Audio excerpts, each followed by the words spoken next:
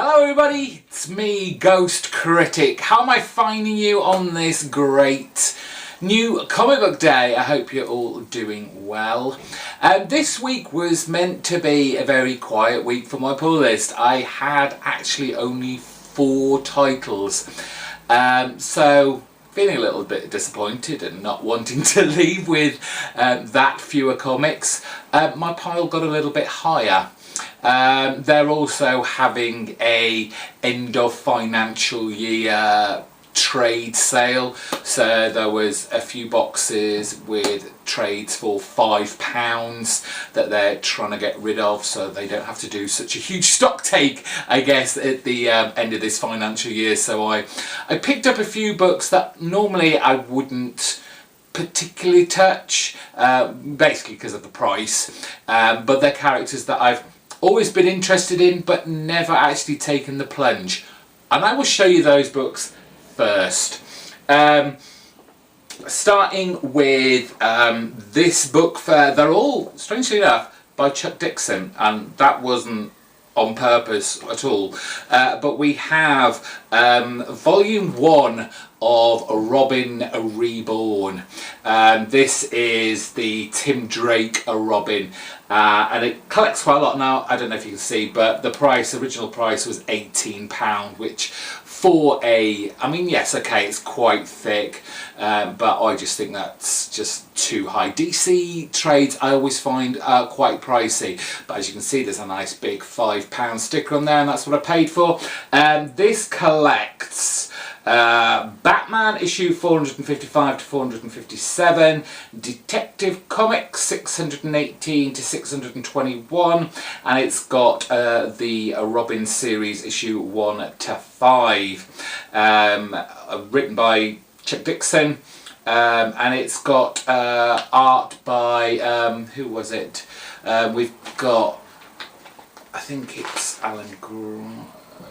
Oh, we've got Alan Grant writing some of the books as well, and then we've got Norm Brayfogle and Tom Lyle. But I had a quick flick through it, and it looks kind of classic. I guess it's late 80s, early 90s. Robin.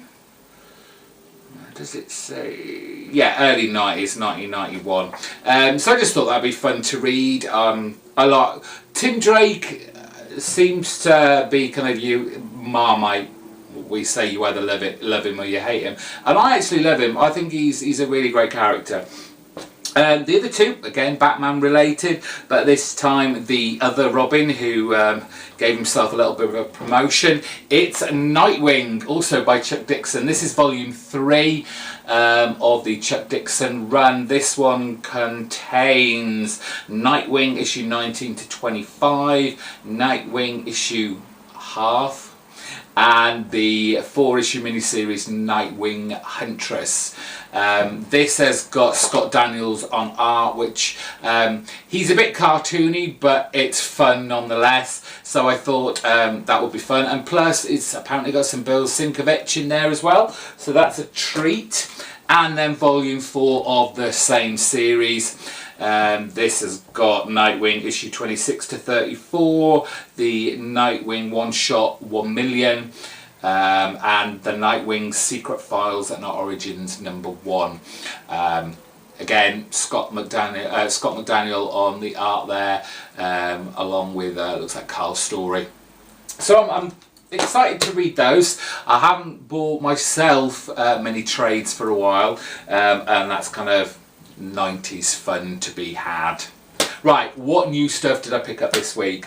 It was all Marvel and Image this week, and it was only boosted really because I just needed to buy more than 4, to be honest. We'll start with Marvel. This week we have issue 224 of The Punisher, with Rosenberg still writing this. He finished the last storyline off where he was in I don't know, some Czech country, East European country taking down a dictator. He still has the War Machine armour, he's not giving it back. So we'll see how long he keeps that and how he uses it. I've really enjoyed this latest run of Punisher, back to his over-the-top explosion violence. Is it still got oh no, it hasn't. It used to, I think it was this run. It used to have the for mature readers on there, warning little signal, but it doesn't seem to have it anymore. Issue 602 of Daredevil. The last issue we had, well, Matt Murdock is now the Mayor of New York.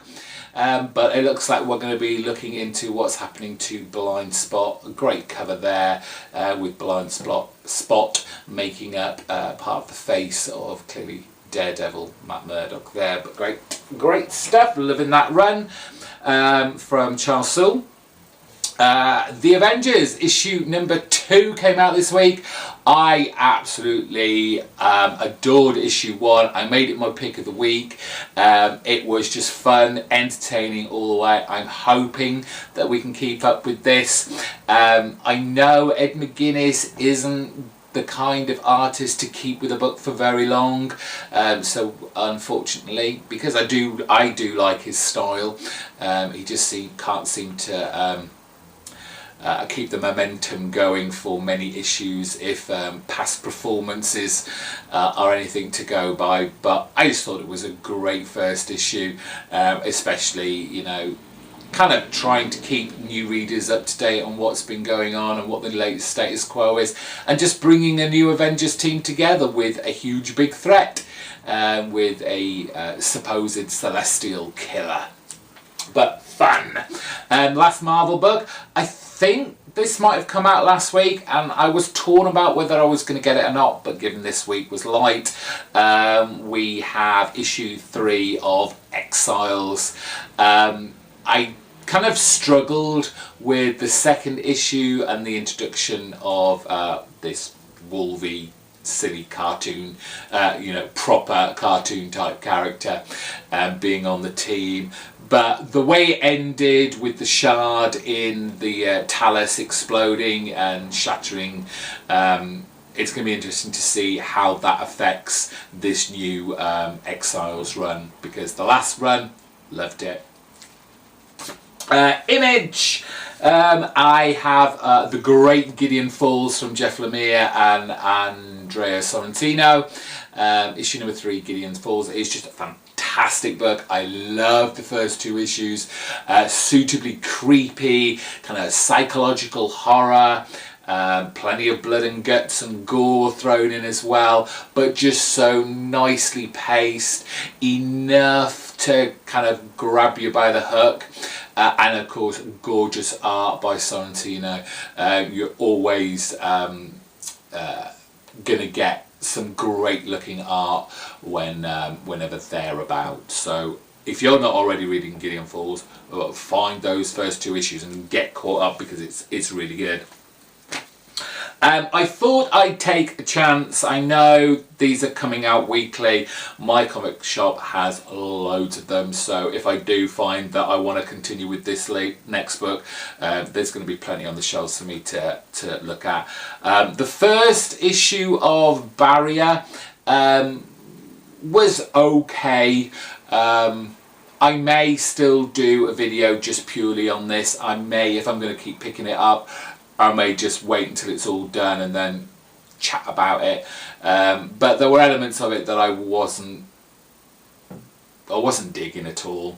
But there was that crux, especially obviously at the very end, the cliffhanger with them being levitated up to some sort of alien craft, kind of hooked me there. And we'll see if issue 2 can hook me in even further. So I picked that up as well. And they are my books this week. I hope you watched my comic book review video on Sunday of all the books from last week. Thank you to everyone who did. There will be a review show this coming Sunday of all the books that I've just shown you, apart from the trades, obviously.